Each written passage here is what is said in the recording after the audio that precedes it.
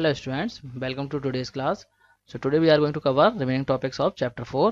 जो भी टॉपिक हमारे चैप्टर 4 के बचे हैं उनको डिस्कस करेंगे आज के इस वीडियो में. ओके, और ये इस चैप्टर का पार्ट 2 है. अगर आपने पार्ट 1 नहीं देखा है तो देख लेना. पार्ट 1 का लिंक आपको वीडियो को डिस्क्रिप्शन में मिल जाएगा, तो आप लोग देख लेना. तो चलिए स्टार्ट करते हैं आज के इस वीडियो को और डिस्कस करते हैं जो भी हमारे टॉपिक बचे हैं इस चैप्टर के उनको. ओके, तो पहले डिस्कस करेंगे रोल ऑफ ऑपरेटिंग सिस्टम कि ऑपरेटिंग सिस्टम के क्या क्या रोल्स होते हैं उनको डिस्कस करेंगे. ओके, तो जैसा कि आप लोग जानते हैं कि जो प्रोग्राम होता है हमारा वो एग्जीक्यूटिव फाइल में जब कन्वर्ट हो जाता है तो वो आपका इंडिपेंडेंटली रन कर सकता है. मतलब क्या है, वो एक तरीके से एग्जीक्यूटिव प्रोग्राम बन जाता है जो कि आपके कंप्यूटर पर रन हो सकता है with the help of operating system. ठीक है, ऑपरेटिंग सिस्टम की हेल्प से ही वो कंप्यूटर पर इंस्टॉल हो सकता है. तो यहाँ पे ऑपरेटिंग सिस्टम जो है एक मेजर रोल प्ले करता है जो भी आपका एग्जीक्यूटिव फाइल होती है उसको रन कराने के लिए. देखिए मैं इसको और क्लियरली समझा देता हूँ आपको. तो देखिए डेस्कटॉप पे मैंने दो सॉफ्टवेयर ले रखे हैं. ये दो क्या है, प्रोग्राम है. इनको मैं अपने कंप्यूटर में इंस्टॉल कर सकता हूँ. एक पाइथन का सेटअप है और एक नोटपैड प्लस प्लस का है. ठीक है, तो ये क्या है, एक तरीके से एग्जीक्यूटिव फाइल हैं.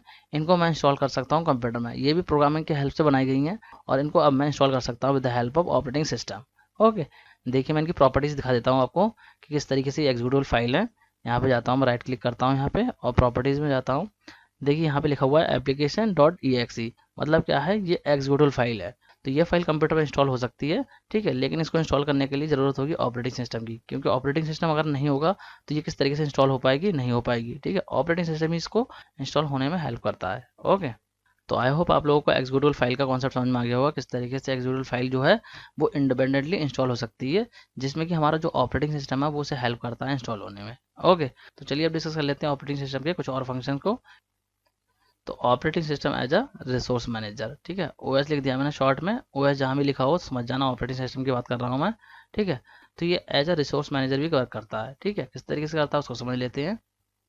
देखिए यहाँ पे, तो देखिए कोई भी प्रोग्राम जब स्टैटिक स्टेट में होता है तो उसे हम प्रोग्राम भी बोलते हैं. मतलब क्या है, जब आपका प्रोग्राम रनिंग पोजीशन में नहीं है, कंप्यूटर में ऑनलाइन इंस्टॉल किया हुआ है वो, तो उस केस में उसे एज अ प्रोग्राम ही हम बोलेंगे उसको कि ये एक प्रोग्राम है. ओके, लेकिन जब वो आपका रनिंग स्टेट में आता है, मतलब जब वर्किंग पोजीशन में आता है वो, तो उसे हम बोलते हैं प्रोसेस. इस चीज़ को आपको ध्यान रखना है कि उसे हम प्रोसेस बोलते हैं जब वो रनिंग स्टेट में होता है. ओके, मतलब क्या है, कोई भी प्रोग्राम जब रनिंग स्टेट में होगा, जब वो चल रहा होगा तो उसे हम एक प्रोसेस बोलेंगे. ओके, तो जब बहुत सारे प्रोग्राम एक ही टाइम में चल रहे होते हैं तो जो ऑपरेटिंग सिस्टम है वो क्या करता है, एनहांस करता है कैपेबिलिटी और कैपेसिटी सिस्टम की. सिस्टम से मतलब है यहाँ पे कंप्यूटर से. ठीक है, उन सारे रिसोर्सेज को मैनेज करता है जिससे कि जो सिस्टम की कैपेबिलिटी और कैपेसिटी होती है वो बढ़ जाती है, मतलब एनहांस हो जाती है. ठीक है, सारी जो रिसोर्सेज हैं उनको मैनेज करता है. तो जब मल्टीपल प्रोग्राम एक साथ चल रहे होते हैं, या आप कह सकते हैं मल्टीपल प्रोसेस जो है वो एक साथ आपके रन हो रहे होते हैं, तो ये बहुत ज़्यादा इंपॉर्टेंट हो जाता है कि उनको मैनेज किया जाए. ठीक है, तो इसीलिए उनको मैनेज करने के लिए ऑपरेटिंग सिस्टम प्रोवाइड करता है ये फंक्शंस. कौन कौन से फंक्शंस हैं, process management, process scheduling, memory management, IO management. IO का मतलब है इनपुट आउटपुट मैनेजमेंट. ठीक है, ओके, तो अब इन सबको वन बाय वन समझ लेते हैं और अच्छे से. ठीक है, तो पहले बात करते हैं प्रोसेस मैनेजमेंट की. तो देखिए यहाँ पे, जब एक प्रोग्राम जो है एग्जीक्यूशन के लिए ऑपरेटिंग सिस्टम के पास जाता है तो ऑपरेटिंग सिस्टम का प्रोसेस शेड्यूलर जो होता है वो उस प्रोग्राम को लोड करता है मेमोरी में. ठीक है, मेमोरी में लोड कर देता है उसको. ओके, और जैसे ही वो मेमोरी में लोड करता है तो प्रोग्राम जो होता है वो क्या बन जाता है, एक प्रोसेस बन जाता है. एंड उसके बाद में प्रोग्राम जो है इंस्ट्रक्शन के अकॉर्डिंग एग्जीक्यूट होता है. ओके, तो प्रोग्राम के लिए जो मेमोरी है वो कुछ ब्लॉक्स में डिस्ट्रीब्यूट होती है. उन ब्लॉक्स को समझ लेते हैं कौन कौन से ब्लॉक्स होते हैं. सो ये ब्लॉक्स होते हैं, इन ब्लॉक्स में हमारी मेमोरी डिस्ट्रीब्यूट होती है. तो पहले बात करते हैं स्टैक ब्लॉक की. ठीक है, तो ये ब्लॉक कंटेन करके रखता है अपने पास लोकल वेरिएबल्स को, पैरामीटर्स को, रिटर्न एड्रेसेस को. ठीक है, फंक्शन कॉल्स होती हैं उनको, और सीपीयू के स्टेट्स को कि सीपीयू कौन से स्टेट में है. ओके, इन सब चीज़ों को कंटेन करके रखता है हमारा स्टैक ब्लॉक. अब बात करते हैं नेक्स्ट ब्लॉक की जो कि हमारा हीप. तो देखिए ये ब्लॉक क्या करता है, ये ब्लॉक जो है प्रोवाइड करता है memory for dynamic memory allocation. Dynamic memory allocation से मतलब क्या है कि प्रोग्राम में जितनी मेमोरी की रिक्वायरमेंट होगी उतनी मेमोरी ये प्रोवाइड करेगा. अब देखते हैं नेक्स्ट ब्लॉक को जो कि हमारा ग्लोबल वेरिएबल. तो ये ब्लॉक जो है कंटेन करता है जितने भी ग्लोबल वेरिएबल्स होते हैं उनको. यहाँ पे देखिए स्टैक ब्लॉक में क्या था, लोकल वेरिएबल स्टोर हो रहे थे, लेकिन यहाँ पे क्या होता है, जितने भी ग्लोबल वेरिएबल्स होते हैं वो रहते हैं ग्लोबल वेरिएबल ब्लॉक के अंदर. और ये वेरिएबल जो है मेमोरी में रहते हैं प्रोग्राम के एंड तक. जब तक प्रोग्राम एंड नहीं होता तब तक ये मेमोरी में रहते हैं. ओके, अब डिस्कस करते हैं नेक्स्ट ब्लॉक को. तो नेक्स्ट ब्लॉक है हमारा प्रोग्राम कोड ब्लॉक. तो इस ब्लॉक में देखिए क्या होता है, जितना भी आपका कंपाइल कोड होता है प्रोग्राम का वो सारा का सारा यहाँ रहता है. मतलब जो प्रोग्राम का कंपाइल कोड होगा पूरा का पूरा वो स्टोर होगा प्रोग्राम कोड ब्लॉक के अंदर. ओके, तो आई होप आपको इतनी चीज़ समझ में आ गई होगी. तो चलिए अब प्रोसेस मैनेजमेंट में कुछ और चीज़ों को डिस्कस कर लेते हैं. तो देखिए अभी हमने डिस्कस करा था कि जब प्रोग्राम जो है वो रेडी हो जाता है एग्जीक्यूशन के लिए और मेमोरी में ट्रांसफर हो जाता है तो वो क्या होता है, एक प्रोसेस बन जाता है। ठीक है, तो ये जो प्रोसेस होता है वो कुछ स्टेट को फॉलो करता है। कौन कौन से स्टेट है उनको समझ लेते हैं। ठीक है, पहले होता है हमारा स्टार्ट स्टेट। तो स्टार्ट स्टेट का मतलब क्या है, इनिशिएट स्टेट से, मतलब इनिशिएट जब कर रहा है तो उस स्टेट को बोलेंगे हम स्टार्ट स्टेट। नेक्स्ट है हमारा रेडी स्टेट। तो देखिए रेडी स्टेट में क्या होता है, मतलब जब प्रोसेस आपका रेडी हो जाता है वेट के बाद में, मतलब वेटिंग में था वो अभी तक और उसके बाद में रेडी हो गया एग्जीक्यूशन के लिए, तो उसको बोलेंगे हम रेडी स्टेट। ओके, नेक्स्ट है रनिंग स्टेट। उसके बाद में रेडी स्टेट के बाद में मतलब जो आपका प्रोसेस है वो रनिंग स्टेट में आ जाएगा, मतलब वो एग्जीक्यूट होना स्टार्ट कर देगा। ठीक है, तो उसे बोलेंगे हम रनिंग स्टेट। ओके, इसके बाद में नेक्स्ट है हमारा वेटिंग स्टेट। तो वेटिंग स्टेट में क्या होता है, जब आपका प्रोसेस किसी रिसोर्स के लिए वेट कर रहा होता है तो उसे हम बोलते हैं waiting state. Okay, and last state होता है हमारा टर्मिनेट या फिर एग्जिट स्टेट। तो इसमें क्या होता है, जब आपका प्रोसेस जो है वो कंप्लीट हो जाता है, मतलब जब प्रोसेस आपका वो पूरा हो गया, ओवर हो गया, तो उसको बोलेंगे हम टर्मिनेटेड स्टेट। तो इसको डायग्राम की हेल्प से भी देख लेते हैं। देखिए यहाँ पे पहले स्टार्ट होगा, ठीक है, स्टार्ट स्टेट में आएगा पहले, उसके बाद में जो है आपका रेडी स्टेट में आएगा और रेडी के बाद में आपका रनिंग स्टेट में आ जाएगा। ठीक है, और रनिंग स्टेट के बाद में हो सकता है कोई रिसोर्स की उसे रिक्वायरमेंट हुई तो क्या हो जाएगा, फिर वेटिंग स्टेट में चला जाएगा, मतलब कोई रिसोर्स की रिक्वायरमेंट है उसे तो वेट करेगा उस रिसोर्स का। ठीक है, फिर क्या होगा, दोबारा से वो रेडी होगा। ठीक है, इसके बाद में फिर रनिंग स्टेट में पहुंचेगा और इसके बाद में लास्ट में क्या होगा, टर्मिनेट हो जाएगा, मतलब प्रोसेस कंप्लीट हो जाएगा। ओके, तो इस तरीके से आपका प्रोसेस का मैनेजमेंट होता है। आई होप आपको समझ में आ रहा होगा कि किस तरीके से प्रोग्राम जो है मेमोरी में जाता है और मेमोरी में जाने के बाद में वो कुछ स्टेट में जाता है और स्टेट को फॉलो करके जो प्रोसेस है वो आपका कंप्लीट होता है। तो अब बात करते हैं कि जो हमारा सीपीयू होता है वो किस तरीके से रेडी प्रोसेस को एग्जीक्यूट करता है, मतलब जो भी रेडी प्रोसेस है उसको एग्जीक्यूट वो किस तरीके से करेगा, सीपीयू किस तरीके से एग्जीक्यूट करेगा, उसको डिस्कस करते हैं यहाँ पे। तो यहाँ पे देखिए एक चीज़ याद रखने वाली है कि जो सीपीयू होता है वो प्रोसेस को इंस्ट्रक्शन बाय इंस्ट्रक्शन रन करता है। ठीक है, इंस्ट्रक्शन बाय इंस्ट्रक्शन रन करेगा उनको। ओके, और सीपीयू प्रोसेस के इंस्ट्रक्शंस को जो है फैच करके एग्जीक्यूट करता है, मतलब पहले उनको फैच करेगा उसके बाद में एग्जीक्यूट करेगा। फैचिंग का मतलब है कि प्रोसेस के इंस्ट्रक्शन को एक एक करके उठाना, मतलब एक एक करके जब सीपीयू के पास में जाएंगे इंस्ट्रक्शन तो उसे ही हम बोलते हैं फैचिंग। ओके, और उनको डिकोड करता है, उसके बाद में उनको एग्जीक्यूट कर देता है। ठीक है, डिकोडिंग का मतलब अभी आप नेक्स्ट लाइन में समझ जाएंगे किस तरीके से डिकोड करता है। तो चलिए इसको समझ लेते हैं किस तरीके से वर्क करता है। देखिए, तो देखिए यहाँ पे सबसे पहले जो हमारा प्रोग्राम मेन मेमोरी में लोड होता है। ठीक है, लोडिंग के बाद में क्या होता है, जो कंट्रोल यूनिट होता है हमारा सीपीयू का, वो जो है प्रोग्राम के इंस्ट्रक्शन को लेके आता है। इसके बाद जो सीयू है, कंट्रोल यूनिट जो है, वो डिटरमाइन करता है इंस्ट्रक्शन के टाइप को कि वो किस टाइप का इंस्ट्रक्शन है, मतलब इसी को बोलते हैं हम डिकोडिंग। ठीक है, डिकोड करता है इंस्ट्रक्शन को कि वो इंस्ट्रक्शन है किस टाइप का। ठीक है, कि उस इंस्ट्रक्शन पे क्या चीज़ होनी है, कोई मैथमेटिकल वर्क होना है या सिंपली उसको रीड करना है मेमोरी से, या फिर किसी इनपुट डिवाइस की रिक्वायरमेंट है, एंड या फिर कोई लॉजिकल वर्क होना है, और या फिर उसको मेमोरी में राइट करना है, या उसको खाली आउटपुट डिवाइस की रिक्वायरमेंट है। ये सारी चीज़ें यहाँ पे डिटरमाइन करता है कौन, सीयू। ठीक है, जो कंट्रोल यूनिट होता है सीपीयू का वो इन चीज़ों को डिटरमाइन करता है, मतलब डिकोडिंग करता है इसकी इंस्ट्रक्शन की कि वो किस टाइप का इंस्ट्रक्शन है। ओके, अब जो वो इंस्ट्रक्शन है अगर वो आपका इन्वॉल्व करता है कोई मैथमेटिकल या लॉजिकल वर्क, मतलब ये चीज़ें उसमें इन्वॉल्व हैं, तो सीयू जो है वो एएलयू को बोलेगा कि आप जो है इन इंस्ट्रक्शन को एग्जीक्यूट करो। ठीक है, मतलब एएलयू जो होता है वो आपका अर्थमेटिकल लॉजिकल कैलकुलेशन करता है, तो सीयू एएलयू को बोलेगा कि आप इनको एग्जीक्यूट कर दो। ओके, और अगर वो इंस्ट्रक्शन जो है सिंपली मेमोरी से रीड करने के लिए है या फिर मेमोरी पर राइट करने के लिए, तो क्या करेगा सीयू, सीधे डायरेक्टली मेमोरी को बोलेगा कि आप जो है इसको रीड करो या फिर राइट करो। ओके, और या फिर इनपुट आउटपुट डिवाइस को बोलेगा कि आप इसको इनपुट करो या फिर आउटपुट करो। तो सपोज अगर कोई मैथमेटिकल वर्क है तो एएलयू क्या करेगा, उसका कोई रिजल्ट प्रोड्यूस करेगा, उसके बाद में वो मेमोरी में स्टोर हो जाएगा। जितने भी रिजल्ट उसने प्रोड्यूस करे हैं वो मेमोरी में स्टोर हो जाएंगे। तो यहाँ तक आपका एक इंस्ट्रक्शन का एग्जीक्यूशन कंप्लीट हो गया। इसके बाद में ये नेक्स्ट इंस्ट्रक्शन को उठाएगा और उसके बाद में इसमें भी वही स्टेप आपके फॉलो होंगे। ठीक है, तो इसी तरीके से साइकिल आपकी चलती रहती है। इसको बोलते हैं फैच, डिकोड, एग्जीक्यूट साइकिल, जिसको कि हम इंस्ट्रक्शन साइकिल भी बोलते हैं। ओके, यहाँ पे ऑल्सो की स्पेलिंग गलत हो गई है। ओके, तो आई होप आप लोगों को समझ में आ गया हो किस तरीके से सीपीयू जो है इंस्ट्रक्शन को एग्जीक्यूट करता है। किसी भी प्रोसेस के, कोई भी प्रोसेस है तो उसके इंस्ट्रक्शन को किस तरीके से एग्जीक्यूट करेगा। अब बात करते हैं ऑपरेटिंग सिस्टम के नेक्स्ट फंक्शन की, जो कि हमारा प्रोसेस शेड्यूलिंग। तो जैसा कि हम लोग जानते हैं कि कंप्यूटर की मेमोरी में एक साथ बहुत सारे प्रोग्राम लोड होते हैं एग्जीक्यूशन के लिए। ठीक है, तो ये काफ़ी डिफिकल्ट हो जाता है इनको मैनेज करना। तो इसके लिए हमें कुछ पॉइंट को समझना होगा। कौन कौन से पॉइंट है, चलिए देख लेते हैं।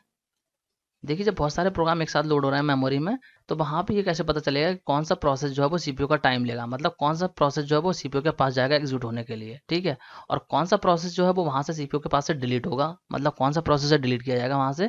ठीक है, कौन सा प्रोसेस जो है वो इनपुट आउटपुट डिवाइस को भेजा जाएगा, और अगर कोई इंटरप्शन आता है तो उसको किस तरीके से हैंडल किया जाएगा। ठीक है, इंटरप्शन का क्या मतलब होता है वो मैं आपको समझा देता हूँ। देखिए, इंटरप्ट जो है एक सिग्नल है जो जनरेट करता है हार्डवेयर या फिर सॉफ्टवेयर सीपीयू के लिए, ठीक है। और ये सिग्नल इंडिकेट करता है हाई प्रायोरिटी। मतलब क्या हुआ, ये इंडिकेट करता है इमीडिएट एक्शन को। मतलब क्या है, सीपीयू कोई भी प्रोसेस कर रहा हो, ठीक है, और अगर आपका कोई इंटरप्ट आ गया, मतलब किसी भी हार्डवेयर से कोई इंटरप्ट दिया गया है, किसी सॉफ्टवेयर से कोई इंटरप्ट जनरेट किया गया है, तो जब भी कोई इंटरप्ट जनरेट होता है तो सीपीयू जो भी करंट प्रोसेस कर रहा होता है उसको छोड़ देता है, मतलब उसको इंटरप्ट कर देता है, और जो भी इंटरप्ट आया होता है उसको सबसे पहले एग्जीक्यूट करता है, मतलब उसको हाईएस्ट प्रायोरिटी पे एग्जीक्यूट करता है। इसका मतलब यही होता है कि जब भी कोई हार्डवेयर सॉफ्टवेयर कोई इंटरप्ट जनरेट करेगा तो सीपीयू को उस इंटरप्ट को पहले कंप्लीट करना होगा, बाकी सब जो टास्क है उसको छोड़ देगा। मतलब जो एग्जीक्यूशन कर रहा है जिस प्रोसेस का उसको वहीं पे इंटरप्ट कर देगा, वहीं छोड़ देगा, और जो इंटरप्ट आया है हार्डवेयर सॉफ्टवेयर से उसको पहले एग्जीक्यूट करेगा, मतलब उसकी हाईएस्ट प्रायोरिटी होती है। आई होप आपको इंटरप्ट समझ में आ गया होगा। तो ये जो सारा वर्क होता है वो होता है हमारा प्रोसेस शेड्यूलर का। मतलब ऑपरेटिंग सिस्टम के अंदर जो है एक प्रोसेस शेड्यूलर होता है, उसी का ही सारा वर्क होता है कि किस तरीके से जो है प्रोसेस को शेड्यूल करना है, कौन से टास्क को पहले एग्जीक्यूट करना है, कौन से को बाद में करना है, ठीक है। वो सारा काम होता है प्रोसेस शेड्यूलर का। प्रोसेस शेड्यूलर को प्रोसेस मैनेजर भी बोलते हैं। तो प्रोसेस शेड्यूलिंग जो है वो एक एक्टिविटी है प्रोसेस मैनेजर की, जहाँ पे कि वो डिसाइड करता है कि कौन सा जो प्रोसेस है पहले एग्जीक्यूट होगा, कौन सा बाद में एग्जीक्यूट होगा, जिसमें कि वो एक पर्टिकुलर स्ट्रेटेजी को फॉलो करता है। उस पर्टिकुलर स्ट्रेटेजी के अकॉर्डिंग ही प्रोसेस शेड्यूलर जो है वो डिसाइड करता है कि कौन सा प्रोसेस जो है वो सीपीयू का टाइम लेगा, मतलब कौन सा प्रोसेस जो है वो सीपीयू के पास एग्जीक्यूट होने के लिए जाएगा। ओके, ये सब डिसाइड करता है हमारा प्रोसेस मैनेजर, या फिर आप इसको बोल सकते हो प्रोसेस शेड्यूलर। तो ये जो प्रोसेस शेड्यूलिंग स्ट्रेटेजी को फॉलो करता है, उन स्ट्रेटेजी को समझ लेते हैं। इसे प्रोसेस शेड्यूलिंग एल्गोरिथम भी बोलते हैं। तो इनको समझ लेते हैं कौन कौन सी प्रोसेस शेड्यूलिंग स्ट्रेटेजी होती हैं जिनको ये फॉलो करता है। तो कुछ कॉमन शेड्यूलिंग स्ट्रेटेजी को यहाँ पर डिस्कस करने वाले हैं हम, कौन कौन सी हैं डिस्कस कर लेते हैं। देखिए, पहली है आपकी FCFS। इसकी फुल फॉर्म होती है फर्स्ट कम फर्स्ट सर्व। मतलब क्या है, इस शेड्यूलिंग टेक्निक में क्या होता है, जो प्रोसेस पहले आएगा वो पहले आपका एग्जीक्यूट होगा, मतलब सीपीयू के पास में पहले जाएगा, ठीक है। मतलब जो भी क्यू में पहले आ रहा है वो सबसे पहले एग्जीक्यूट होगा, पहले जाएगा सीपीयू के पास। ओके, मतलब फर्स्ट कम फर्स्ट सर्व हो गया ये। नेक्स्ट है हमारा राउंड रोबिन शेड्यूलिंग। तो इस स्ट्रेटेजी में देखिए क्या होता है, हर प्रोसेस के लिए सीपीयू में जो है फिक्स टाइम दे दी जाता है कि जो प्रोसेस है वो इतने टाइम में एग्जीक्यूट होगा, ठीक है। और अगर जो प्रोसेस है उस गिवन टाइम में अगर आपका कंप्लीट हो जाता है, मतलब ओवर हो जाता है, तो उसे बोलेंगे टर्मिनेट हो गया, मतलब प्रोसेस कंप्लीट हो गया। अदरवाइज क्या होगा, उस प्रोसेस का जो स्टेट है वो चेंज हो जाएगा वेटिंग में, मतलब वो वेटिंग में चला जाएगा, और जो दूसरा रेडी प्रोसेस है वो आपका एग्जीक्यूट होना स्टार्ट हो जाएगा उतने टाइम के लिए जितना टाइम डिजाइन किया गया है उसके लिए। तो इस तरीके से इस स्ट्रेटेजी में प्रोसेस एग्जीक्यूट होते हैं। नेक्स्ट है आपका शॉर्टेस्ट जॉब नेक्स्ट। तो इस स्ट्रेटेजी में सीपीयू क्या करता है, जो भी नेक्स्ट जॉब पिक करेगा वो ऐसी जॉब को पिक करता है, मतलब ऐसे प्रोसेस को पिक करता है जो सबसे कम टाइम लेगा, मतलब सबसे शॉर्टेस्ट टाइम लेगा, ठीक है। ऐसे प्रोसेस को ये सबसे पहले पिक करेगा, ठीक है, उसको प्रोसेस कर देगा, उसके बाद में नेक्स्ट को करेगा। मतलब क्या है, जो सबसे कम लेगा उसको पहले, फिर उसके बाद में उससे ज्यादा वाले को, फिर उसके बाद में उससे ज्यादा वाले को, इस तरीके से ये पिक करेगा यहाँ पे प्रोसेस को। ओके, आई होप आपको ये भी समझ में आ गया होगा। तो ये हमने डिस्कस कर लिया है प्रोसेस शेड्यूलिंग को। अब डिस्कस करते हैं मेमोरी मैनेजमेंट को, ठीक है। तो देखिए, मेमोरी मैनेजमेंट जो है वो भी आपके ऑपरेटिंग सिस्टम का ही टास्क होता है, ठीक है। ऑपरेटिंग सिस्टम ही मेमोरी को मैनेज करता है, क्योंकि जो भी प्रोसेस आपके होते हैं वो सारे पहले लोड होते हैं मेमोरी में। तो मेमोरी का मैनेजमेंट भी बहुत ज़्यादा जरूरी है। तो मेमोरी को मैनेज करने के लिए ऑपरेटिंग सिस्टम के पास होता है मेमोरी मैनेजर, जो भी परफॉर्म करता है कुछ फंक्शंस को मेमोरी को मैनेज करने के लिए। कौन कौन से फंक्शंस है चलिए देख लेते हैं उनको भी। तो मेमोरी मैनेजर क्या करता है, देखिए, ट्रैक रखता है हर एक मेमोरी लोकेशन का, जितनी भी मेमोरी लोकेशन होती हैं उन सब मेमोरी लोकेशन का आपका ट्रैक रखता है, चाहे वो आपकी अलोकेटेड मेमोरी है या फिर आपकी फ्री मेमोरी है, ठीक है। अलोकेटेड का मतलब क्या है कि ऐसी मेमोरी जहाँ पे कोई प्रोसेस ऑलरेडी लोड है, ठीक है, तो उसे बोलेंगे हम अलोकेटेड मेमोरी, मतलब किसी प्रोसेस के लिए वो मेमोरी दे दी गई है, ठीक है। और फ्री मेमोरी को भी ट्रैक करता है। एंड देखिए, चेक करता है कि कितनी मेमोरी जो है वो किसी प्रोसेस के लिए एलोकेट होनी है, मतलब एक प्रोसेस के लिए कितनी मेमोरी को एलोकेट करना है और किस तरीके से करना है उसको भी ये चेक करता है, ठीक है। एंड इट ऑल्सो डिसाइड्स कि कौन सा प्रोसेस जो है मेमोरी को किस टाइम पे लेगा, ठीक है। और ये इस चीज़ को भी ट्रैक करता रहता है कि कहाँ पे जो है मेमोरी आपकी फ्री हो रही है या फिर कहाँ पे आपकी अनअलोकेटेड मेमोरी है। अनअलोकेटेड का मतलब है जहाँ पे कोई प्रोसेस नहीं है, मतलब खाली मेमोरी है, उसको बोलेंगे अनअलोकेटेड। ओके, तो ऐसी मेमोरी को ट्रैक करता रहता है और इसी के अकॉर्डिंग मेमोरी को अपडेट करता रहता है, और उसी के अकॉर्डिंग जो मेमोरी है वो आगे के प्रोसेस के लिए एलोकेट होती रहती है, ठीक है। एंड ये आपके डेटा की सेफ्टी को भी इंश्योर करता है कि जो मेमोरी आपके डेटा के लिए एलोकेट की गई है वो कोई और प्रोसेस ना ले, मतलब क्या है, वो मेमोरी कोई और रनिंग प्रोसेस ना ले, ठीक है। तो इस चीज़ का भी ये ध्यान रखता है कि जो मेमोरी एक प्रोसेस के लिए दी गई है वो मेमोरी दूसरे प्रोसेस के लिए ना दी जाए, ठीक है, जिससे कि आपका डेटा जो है वो डिस्टर्ब ना हो। ओके, तो अब देखते हैं मेमोरी मैनेजर किस तरीके से मेमोरी को एलोकेट करता है। तो देखिए, मेमोरी मैनेजर जो है वो मेमोरी को एलोकेट करता है प्रोसेस के लिए, एंड उसके बाद में जो भी उसका डेटा एंड फाइल्स होती हैं उसको लोड कर देता है मेमोरी पे। ओके, तो इस काम के लिए यूज़ करता है डिफरेंट स्ट्रेटजीज, जैसे कि कॉन्टिजियस मेमोरी एलोकेशन या फिर नॉन कॉन्टिजियस मेमोरी एलोकेशन या वर्चुअल मेमोरी एलोकेशन। तो कुछ मेमोरी मैनेजमेंट टेक्निक है, उनको डिस्कस कर लेते हैं कौन कौन सी हैं। देखिए यहाँ पे फर्स्ट आपकी सिंगल मेमोरी एलोकेशन। ठीक है, तो सिंगल मेमोरी एलोकेशन में क्या होता है, देखिए जो भी फ्री मेमोरी होती है आपकी उसको एलोकेट कर दिया जाता है एक सिंगल एप्लीकेशन के लिए एक टाइम में। मतलब क्या है, एक टाइम में एक ही एप्लीकेशन को मेमोरी दी जाएगी, एक से ज़्यादा एप्लीकेशन को नहीं दी जाएगी। तो ये तो हो गया आपका single memory allocation. Okay, next है पार्टीशन एलोकेशन। तो इस टेक्निक में देखिए क्या होता है, जो प्राइमरी मेमोरी होती है वो डिवाइड कर दी जाती है डिफरेंट टाइप के कॉन्टिजियस एरिया में। ठीक है, कॉन्टिजियस एरिया होते हैं जिनको कि हम बोलते हैं पार्टीशन। ठीक है, तो डिफरेंट टाइप के पार्टीशन बना दिए जाते हैं अलग अलग, और जो भी रनिंग एप्लीकेशन होता है उसको एलोकेट कर दिए जाते हैं वो पार्टीशन। ठीक है, उसकी रिक्वायरमेंट के अकॉर्डिंग कितने पार्टीशन पर वो आएगा। नेक्स्ट है पेज्ड मेमोरी मैनेजमेंट। तो इस टेक्निक में देखिए क्या होता है, जो प्राइमरी मेमोरी होती है वो डिवाइड कर दी जाती है फिक्स साइज के यूनिट में, जिन्हें कि हम बोलते हैं पेज फ्रेम्स या सिंपली आप बोल सकते हैं पेजेस। ठीक है, तो जो भी रनिंग एप्लीकेशन होता है उसको एलोकेट कर दी जाती है ये पेजेस उसकी रिक्वायरमेंट के अकॉर्डिंग, जितने भी पेजेस पे वो आएगा उसके अकॉर्डिंग उसको एलोकेट कर दिए जाते हैं। नेक्स्ट है सेगमेंट मेमोरी मैनेजमेंट। तो इस टेक्निक में देखिए क्या होता है, जो मेमोरी होती है वो डिवाइड कर दी जाती है लोकल यूनिट में, जिसको कि हम बोलते हैं सेगमेंट। ठीक है, तो ये सेगमेंट जो है एलोकेट कर दिए जाते हैं किसी भी रनिंग एप्लीकेशन को उसकी रिक्वायरमेंट के अकॉर्डिंग, जितने सेगमेंट की रिक्वायरमेंट है उस एप्लीकेशन को उतने सेगमेंट उसको एलोकेट कर दिए जाते हैं। ओके, आई होप आपको इतनी चीज़ समझ में आ गई होगी। तो चलिए अब डिस्कस करते हैं वर्चुअल मेमोरी को। तो देखिए वर्चुअल मेमोरी क्या होती है। तो देखिए जब आप हार्ड डिस्क को एज अ रैम यूज़ करते हैं, मतलब आपकी रैम फुल हो गई है और हार्ड डिस्क को आप एज अ रैम यूज़ करते हैं, तो उसको हम बोलते हैं वर्चुअल मेमोरी। ठीक है, और वर्चुअल मेमोरी जो है वो बहुत ज़्यादा स्लो होती है एज़ कम्पेयर टू रैम। ठीक है, इसको आप यूज़ तो कर सकते हो एज अ रैम, लेकिन ये काफ़ी स्लो होती है। मतलब हार्ड डिस्क को एज अ रैम भी आप यूज़ कर सकते हो, लेकिन ये काफ़ी स्लो होती है। ओके, तो आई होप आपको समझ में आ गया होगा कि वर्चुअल मेमोरी क्या होती है। तो अब बात करते हैं इनपुट आउटपुट मैनेजमेंट की। ठीक है, तो देखिए जब भी किसी प्रोसेस को इनपुट आउटपुट की रिक्वायरमेंट होती है तो ऑपरेटिंग सिस्टम जो है वो इसकी रिस्पॉन्सिबिलिटी लेता है। मतलब इनपुट आउटपुट मैनेजमेंट भी हमारा ऑपरेटिंग सिस्टम करता है। तो ऑपरेटिंग सिस्टम में आपका इनपुट आउटपुट मैनेजर होता है जो इस काम को करता है। ये क्या करता है, देखिए रिक्वेस्ट सेंड करता है सीपीयू को, जिससे कि सीपीयू के लिए इंटरप्ट क्रिएट हो जाता है। ठीक है, इंटरप्ट को मैं समझा ही चुका हूँ आपके लिए कि क्या होता है इंटरप्ट। तो ऐसे केस में सीपीयू क्या करता है, जो भी आपका रनिंग प्रोसेस होता है, मतलब सीपीयू जिस प्रोसेस पर वर्क कर रहा होता है उस प्रोसेस को जो है सीपीयू क्या करता है, इनपुट आउटपुट के लिए भेज देता है कि ठीक है इस प्रोसेस को आप इनपुट आउटपुट के लिए ले लो, मैं जब तक दूसरा प्रोसेस कंप्लीट करता हूँ। मतलब क्या है, सीपीयू दूसरा प्रोसेस कंप्लीट करेगा तब तक, एंड जैसे ही इनपुट आउटपुट प्रोसेस कंप्लीट हो जाता है तो सीपीयू दोबारा से उसको कंप्लीशन के लिए ले लेता है। तो आई होप आपको इनपुट आउटपुट मैनेजमेंट भी समझ में आ गया होगा।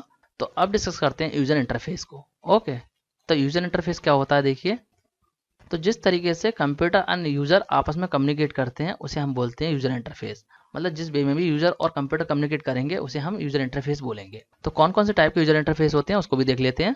There are two types of user interface. कौन कौन से हैं, देखिए पहला होता है GUI, इसकी फुल फॉर्म होती है ग्राफिकल यूजर इंटरफेस, और सेकंड होता है CUI, इसकी फुल फॉर्म होती है कैरेक्टर यूजर इंटरफेस। ठीक है, तो GUI इंटरफेस वो होता है जहाँ पे कि सारा वर्क आपका ग्राफिकली होता है। जैसे कि देखिए अभी मैं ग्राफिक्स की हेल्प से सारी चीज़ समझा रहा हूँ आपको, माउस का यूज़ कर रहा हूँ, तो इसे हम बोलेंगे ग्राफिकल यूजर इंटरफेस। ओके, जो विंडोज होती है हमारी वो ग्राफिकल यूजर इंटरफेस पे वर्क करती है। ओके, सेकंड होता है हमारा कैरेक्टर यूजर इंटरफेस मतलब CUI में क्या होता है, आपका काम जो है वो ग्राफिकली नहीं होता, सारा काम जो होता है वो कमांड की हेल्प से होता है। यहाँ पे देखिए मैं इसको आपको एग्जाम्पल की हेल्प से समझा देता हूँ।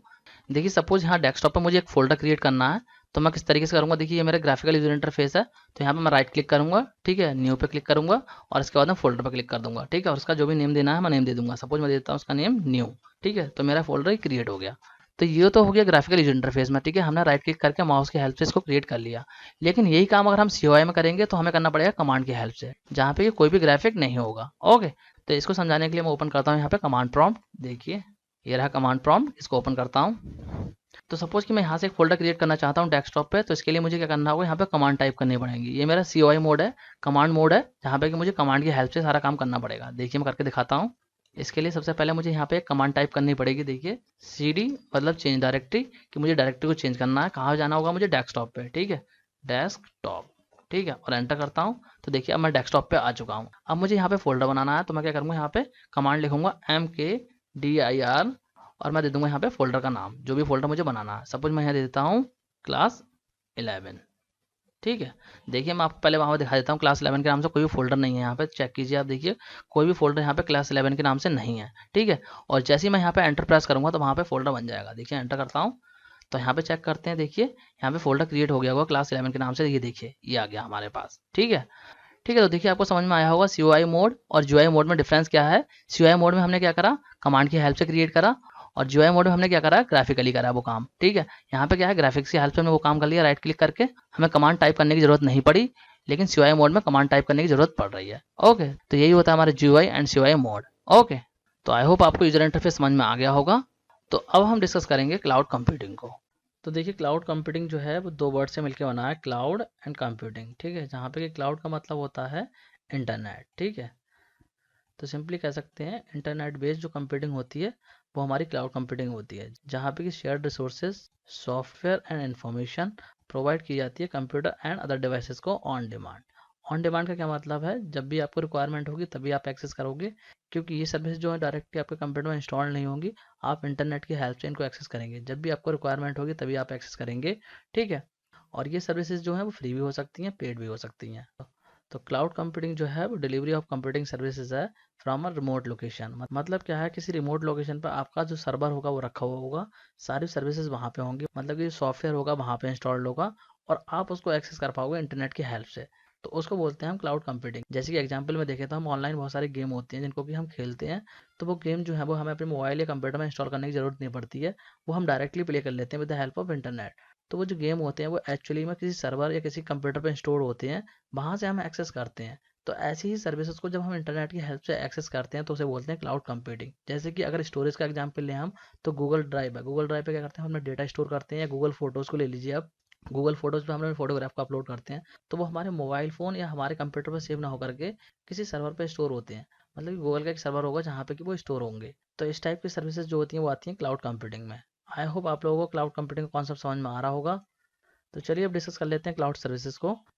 तो क्लाउड को यूज़ करके बहुत सारी सर्विसेज को प्रोवाइड किया जाता है, और इन सर्विसेज को एक्सेस करते हैं हम क्लाइंट की हेल्प से। क्लाइंट का मतलब है यहाँ पे मोबाइल या कंप्यूटर से, मतलब आपका मोबाइल या कंप्यूटर जो है वो एज अ क्लाइंट वर्क करेगा, क्योंकि वो सर्विसेज को एक्सेस कर रहा है एक सर्वर से। तो यहाँ पे मेनली 3 टाइप की क्लाउड सर्विसेज होती हैं, जिसमें कि जो क्लाइंट है वो या तो एप्लीकेशन यूज़ कर सकता है, या फिर पूरा प्लेटफॉर्म यूज़ कर सकता है, या फिर पूरा इंफ्रास्ट्रक्चर यूज़ कर सकता है। ओके, तो ये कॉमन टाइप्स को देख लेते हैं यहाँ पे कौन कौन से हैं। देखिए पहला है हमारा सॉफ्टवेयर एज अ सर्विस, ठीक है, जिसको कि सास भी बोलते हैं। सेकंड है प्लेटफॉर्म एज अ सर्विस, जिसको कि पास बोलते हैं। थर्ड है इंफ्रास्ट्रक्चर एज अ सर्विस। तो ये 3 टाइप की क्लाउड सर्विसेज होती हैं। तो चलिए इनको वन बाय वन डिस्कस कर लेते हैं। तो पहले बात करते हैं सॉफ्टवेयर एज अ सर्विस की। तो इस टाइप की सर्विस में देखिए क्या होता है, कस्टमर के लिए पूरा एप्लीकेशन प्रोवाइड किया जाता है, मतलब पूरा सॉफ्टवेयर प्रोवाइड किया जाता है। वो आपको अपने कंप्यूटर या मोबाइल फ़ोन पे इंस्टॉल करने की ज़रूरत नहीं होती है, वो आपका किसी वेब सर्वर पे इंस्टॉल होगा, वहाँ से आपको एक्सेस करना होता है बस। ठीक है, ठीक है, आपको चिंता करने की ज़रूरत नहीं है कि वो एप्लीकेशन आपको अपने कंप्यूटर में इंस्टॉल करना है या नहीं करना है, वो आपका एक सर्वर पर इंस्टॉल होगा, वहाँ से आपको एक्सेस करना है। जैसे कि मैंने आपको ऑनलाइन गेम का एग्जाम्पल दिया। ठीक है, तो ये सर्विस फ्री भी हो सकती है, और हो सकता है आपको इसके लिए पे करना पड़े। ठीक है, जैसे कि गूगल ऐप्स हैं, माइक्रोसॉफ्ट 365 है, ये जो है आपके एग्जाम्पल हैं सॉफ्टवेयर एज अ सर्विस के। मतलब क्या है, गूगल ऐप में अगर आप गूगल ऐप यूज़ करते हो तो गूगल ड्राइव में देखिए आपको 15 GB की स्टोरेज मिलती है। अगर आपको उससे ज़्यादा स्टोरेज करनी है तो आपको परचेस करना पड़ता है। इसी तरीके से माइक्रोसॉफ्ट ऑफिस 365 होता है, जो कि आपको ऑनलाइन ऑपरेट करना पड़ता है। ये ऑफलाइन माइक्रोसॉफ्ट ऑफिस की तरह नहीं है जो आप कंप्यूटर में यूज़ करते हैं। इसके लिए आपको इंटरनेट का यूज़ करना पड़ेगा, इंटरनेट की हेल्प से ही एक्सेस होगा ये। तो ये क्या होगा, आपके कंप्यूटर पर इंस्टॉल नहीं होगा, मतलब किसी और कंप्यूटर पर किसी वेब सर्वर पर इंस्टॉल होगा, वहाँ से आप इंटरनेट की हेल्प से इसे एक्सेस करेंगे। ठीक है, तो ये सर्विस आपकी पेड हो सकती है या फिर फ्री भी हो सकती हैं। तो ये होगी हमारी software as a service. I hope आपको समझ में आ गई होगी। तो अब बात करते हैं प्लेटफॉर्म एज अ सर्विस की। तो देखिए इस टाइप की सर्विस में क्या होता है, आपको डेवलपमेंट एनवायरनमेंट प्रोवाइड किया जाता है, जहाँ पे कि आप कोई और सर्विस को डेवलप कर सकते हैं, मतलब कोई सर्विस बिल्ड कर सकते हैं, कोई अपना एप्लीकेशन भी बना सकते हैं। मतलब क्या है, आपको एक पूरा प्लेटफॉर्म मिलता है जहाँ पे कि आप कोडिंग करके अपनी खुद की सर्विस को डेवलप कर सकते हैं, कोई एप्लीकेशन डेवलप कर सकते हैं। मतलब पूरा एनवायरनमेंट आपको बना बनाया मिलेगा, आपको कुछ भी अपने कंप्यूटर पर कॉन्फ़िगर करने की जरूरत नहीं है। वहाँ पे जाके आपको कोडिंग करनी है, उसके लिए आपको सारे टूल्स वहाँ पे मिलेंगे। ठीक है, ऑनलाइन सारे टूल अवेलेबल मिलेंगे आपको। तो ये मेनली डेवलपर्स के लिए होता है, जो सॉफ्टवेयर वगैरह डेवलप करते हैं, कोई सर्विस को डेवलप करते हैं, उनके लिए होता है। तो यहाँ पे आपको पूरा का पूरा एनवायरनमेंट बना बनाया मिलता है, आपको कुछ भी अपने कंप्यूटर में इंस्टॉल करने की जरूरत नहीं, सारे टूल्स आपको ऑनलाइन मिलेंगे। ओके, तो गूगल ऐप इंजन एंड फोर्स.com ऐसी सर्विस को प्रोवाइड करते हैं, जहाँ पे कि आपको पूरा प्लेटफॉर्म मिलता है आपके एप्लीकेशन को डेवलप करने के लिए। जो भी सर्विस आप डेवलप करना चाहते हैं वो कर सकते हैं। तो ये होगी हमारी platform as a service. I hope आपको समझ में आ गया होगा। तो चलिए अब बात करते हैं इंफ्रास्ट्रक्चर एज अ सर्विस की। ओके, तो देखिए इसमें क्या होता है, आपको पूरा कंप्यूटिंग इंफ्रास्ट्रक्चर मिल जाता है। मतलब क्या है, सर्वर से लेके आईपी एड्रेस तक सब कुछ आपको मिल जाता है वहाँ पे, जिसको कि आप अपने अकॉर्डिंग मैनेज कर सकते हो। आप चाहो तो उसमें कोई भी सॉफ्टवेयर अपना इंस्टॉल कर सकते हो, कोई भी सॉफ्टवेयर आप अपना खुद का डिप्लॉय कर सकते हो। ओके, एंड इवन आप चाहो तो ऑपरेटिंग सिस्टम को भी सिलेक्ट कर सकते हो, जो ओएस है वो अपने अकॉर्डिंग चूज कर सकते हो कौन से ऑपरेटिंग सिस्टम पे आपकी सर्विसेज रन होंगी। आप चाहो तो विंडोज सेलेक्ट कर सकते हो, आप चाहो तो लाइनक्स सेलेक्ट कर सकते हो, जो चाहो वो आप अपने अकॉर्डिंग सिलेक्ट कर सकते हो, क्योंकि यहाँ पे आपको पूरा का पूरा इंफ्रास्ट्रक्चर मिलता है। सर्वर्स वगैरह होंगे वो आप खुद मैनेज करोगे, पूरा मैनेज करने के लिए आपको फैसिलिटी मिलती है, पूरा एडमिनिस्ट्रेटिव रोल आपका होगा वहाँ पे, मतलब पूरा का पूरा जो कंट्रोल होगा वो आपका होगा। आप अपने अकॉर्डिंग चीज़ों को फिक्स कर सकते हो, अपने अकॉर्डिंग मैनेज कर सकते हो। तो इस टाइप की सर्विस होती है हमारी infrastructure as a service. Okay, तो इस टाइप की सर्विस के एग्जांपल हैं, देखिए अमेजॉन EC2 और गूगल कंप्यूट इंजन। ठीक है, ये इस टाइप की सर्विस प्रोवाइड करते हैं। आप चाहो तो पूरा का पूरा इंफ्रास्ट्रक्चर इनसे ले सकते हो। ओके, तो आई होप आपको इंफ्रास्ट्रक्चर एज अ सर्विस भी समझ में आ गया होगा। अब बात करते हैं टाइप्स ऑफ क्लाउड की, कि कौन कौन से टाइप के क्लाउड होते हैं। So there are mainly 3 types of cloud, public, private and hybrid. इन तीनों को डिस्कस कर लेते हैं वन बाय वन। ठीक है, बहुत शॉर्ट में समझा देता हूँ मैं आपको, बहुत ज़्यादा डिफिकल्ट नहीं है ये। तो पहले बात करते हैं पब्लिक क्लाउड की। तो देखिए पब्लिक क्लाउड क्या होता है। पब्लिक क्लाउड ऐसा क्लाउड होता है जो कि शेयर हो रहा होता है मल्टीपल यूजर्स के बीच में, या आप कह सकते हैं मल्टीपल कस्टमर के बीच में शेयर हो रहा हो। मतलब एक क्लाउड है जिसको मल्टीपल यूजर्स यूज कर रहे हैं, तो वो हमारा पब्लिक क्लाउड हो जाएगा। देखिए यहाँ पे कस्टमर ए भी इसको यूज कर रहा है, कस्टमर बी भी इसको यूज कर रहा है, और कस्टमर सी भी इसको यूज कर रहा है। तो ये जो क्लाउड है वो पब्लिक क्लाउड है। मतलब क्या है, किसी वेब सर्वर से सर्विसेज अगर आपकी प्रोवाइड की जा रही है पब्लिकली, तो उसे हम बोलेंगे पब्लिक क्लाउड। इसके एग्जांपल में देखिए Google Drive, Dropbox, Apple iCloud, ये जो है इसके एग्जाम्पल है। जैसे कि गूगल ड्राइव देखिए सबके लिए पब्लिकली अवेलेबल होता है, मतलब उसको मैं भी यूज़ कर सकता हूँ, आप भी यूज़ कर सकते हो। सेम सर्वर शेयर हो रहा है यहाँ पे सभी के लिए। मतलब क्या है, गूगल ऐसा नहीं है कि मेरे लिए अलग सर्वर लगाएगा और आपके लिए अलग सर्वर लगाएगा। एक कॉमन सर्वर है, एक कॉमन क्लाउड है, उसी को शेयर किया जा रहा है मल्टीपल यूजर्स के बीच में। तो ऐसे क्लाउड को बोलते हैं हम public cloud. Okay, I hope आपको ये समझ में आ गया होगा। तो अब डिस्कस करते हैं प्राइवेट क्लाउड को। तो प्राइवेट क्लाउड देखिए क्या होता है, ऐसा क्लाउड जो किसी पर्टिकुलर ऑर्गेनाइजेशन या इंडिविजुअल के द्वारा यूज़ किया जा रहा है, तो उसे हम बोलेंगे प्राइवेट क्लाउड। मतलब क्या है, एक डेडिकेटेड सर्वर जो होगा वो सिर्फ एक ऑर्गेनाइजेशन के लिए होगा, या फिर किसी इंडिविजुअल के लिए होगा, उसने उसके लिए पे किया होगा। मतलब ये सर्वर सिर्फ और सिर्फ मैं यूज़ करूंगा, किसी और का डेटा इस पर नहीं होना चाहिए। तो ऐसे क्लाउड को बोलेंगे हम प्राइवेट क्लाउड, क्योंकि वो प्राइवेटली यूज़ हो रहा है, किसी और का डेटा वहाँ पे नहीं है, सिर्फ एक ऑर्गेनाइजेशन या इंडिविजुअल का डेटा वहाँ पे स्टोर हो रहा है। तो ऐसे क्लाउड को बोलते हैं हम प्राइवेट क्लाउड, जहाँ पे जो हार्डवेयर सॉफ्टवेयर जो प्रोवाइड किए जाएंगे वो सिर्फ और सिर्फ एक ऑर्गेनाइजेशन को प्रोवाइड किए जाएंगे, सिर्फ एक इंडिविजुअल को प्रोवाइड किए जाएंगे जिसने वो खरीदा है, और किसी के लिए एक्सेसिबल नहीं होगा वो।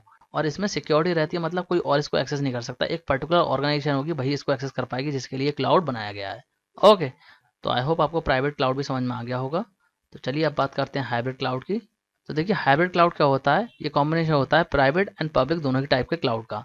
मतलब दोनों क्लाउड जब यूज़ करेंगे आप तो उसे बोलेंगे हाइब्रिड क्लाउड।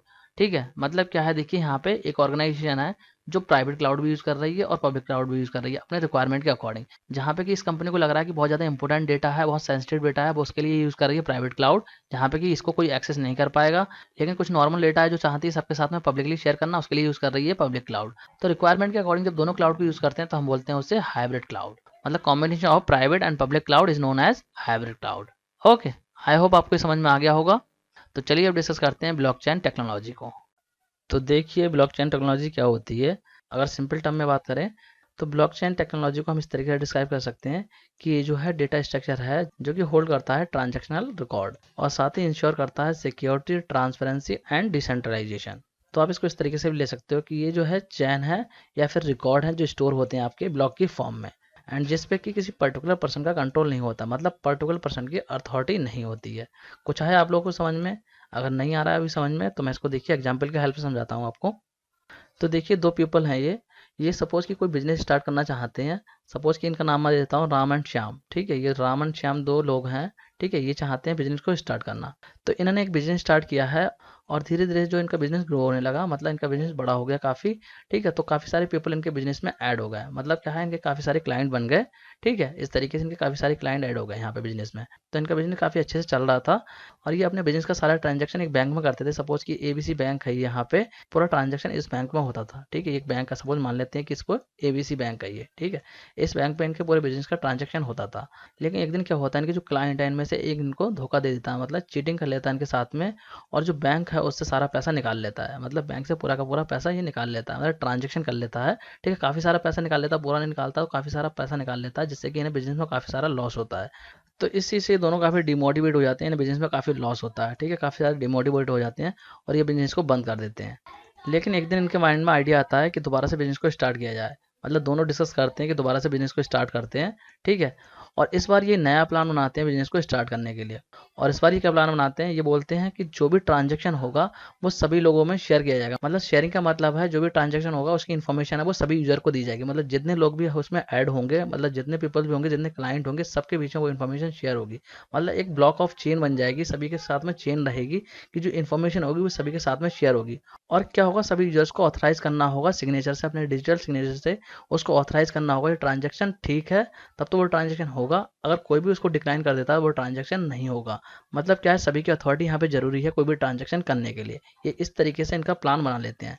तो इस तरीके का जो इन्होंने प्लान बनाया है इसी को हम बोलते हैं ब्लॉकचेन। मतलब क्या है, यहाँ पे किसी पर्टिकुलर पर्सन के पास में अथॉरिटी नहीं है, जो भी ट्रांजेक्शन होगा वो सभी को वैलिड करना पड़ेगा, मतलब सभी को ऑथराइज करना पड़ेगा, तभी वो ट्रांजेक्शन हो पाएगा, अदरवाइज वो ट्रांजेक्शन नहीं होगा। तो आई होप आप लोगों को ब्लॉकचेन का कॉन्सेप्ट समझ में आ रहा होगा। तो इसमें क्या होता है, जो भी ट्रांजैक्शन होगा मतलब वो क्या सिक्योर होगा, हर पर्सन की क्या होगी, अथॉरिटी होगी, वहाँ पर हर पर्सन का डिजिटल सिग्नेचर लिया जाएगा और सभी लोग उसको ऑथराइज करेंगे, तभी वो ट्रांजैक्शन होगा, अदरवाइज ट्रांजैक्शन नहीं होगा। तो ये बहुत ही ज़्यादा सिक्योर हो जाता है। मतलब इसमें चेंज करना बहुत ही मुश्किल है। अगर एक बार डेटा आपका ऐड हो गया है ब्लॉकचेन में तो उसके साथ छेड़छाड़ करना बहुत मुश्किल है, क्योंकि सभी को ऑथराइज करना पड़ेगा तभी वो चेंज पॉसिबल हो पाएगा। अब इसमें जो चैन है वो बहुत लंबी हो सकती है। सपोज किसी कंपनी में 1 लाख एम्प्लॉय हैं और सबके बीच में डेटा को शेयर किया जा रहा है, सबसे ऑथराइजेशन मांगा जाएगा, कोई एक पर्सन अगर उसमें चेंज करना चाहेगा तो नहीं होगा।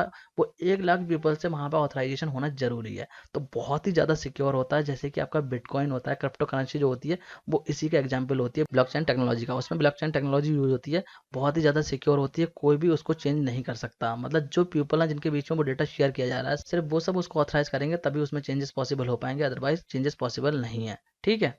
तो ब्लॉकचेन टेक्नोलॉजी में सभी पार्टिसिपेंट्स को एक एग्रीमेंट करना पड़ता है जिसे कि बोलते हैं कॉन्सेंसस। ये एग्रीमेंट होता है जो कि सबको करना पड़ता है, और जो डेटा होगा वो सभी को शेयर होगा। मतलब सभी के पास में उसकी हिस्ट्री जाएगी, सभी उसको देख पाएंगे, सभी के साथ में वो शेयर होगा, ठीक है। कोई पर्टिकुलर पर्सन उसको चेंज नहीं कर सकता। तो इसमें फ्रॉड होने के चांसेस 0 हो जाते हैं। मतलब कोई इसमें फ्रॉड नहीं कर सकता, कोई भी इसको छेड़छाड़ नहीं कर सकता इस डेटा के साथ में। तो बहुत ही ज़्यादा सिक्योर होता है ये आपका blockchain technology. Okay, I hope आपको समझ में आ रहा होगा।